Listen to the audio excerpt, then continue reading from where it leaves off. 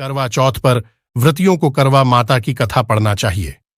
इस कथा को पढ़ने से सुहाग की उम्र लंबी होती है। करवा चौथ की कहानी है कि देवी करवा अपने पति के साथ तुंगभद्रा नदी के पास रहती थीं। एक दिन करवा के पति नदी में स्नान करने गए तो एक मगरमच्छ ने उनका पैर पकड़ लिया और नदी में खींचने लगा। मृत्यु करीब देखकर करवा के पति करवा को पुकारने लगे। करवा दौड़कर नदी के पास पहुंची और पति को मृत्यु के मुंह में ले जाते हुए मगरमच्छ को देखा। करवा ने तुरंत एक कच्चा धागा लेकर मगरमच्छ को एक पेड़ से बांध दिया। करवा के सतीत्व के कारण मगरमच्छ कच्चे धागे में ऐसा बंधा कि टस से मस नहीं हो पा रहा था। करवा के पति और मगरमच्छ दोनों के प्राण संकट में फंसे थे।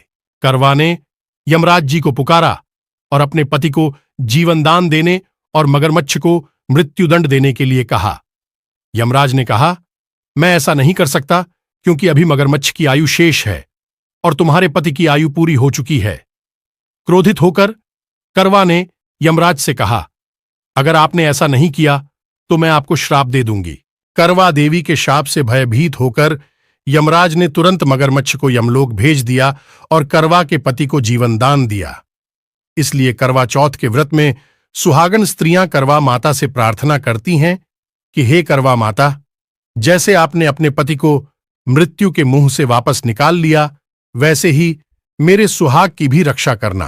करवा माता की तरह सावित्री ने भी कच्चे धागे से अपने पति को वट वृक्ष के नीचे लपेटा था। कच्चे धागे में लिपटा प्रेम और विश्वास ऐसा था कि यमराज सावित्री के पति के प्राण अपने साथ लेकर नहीं जा सके।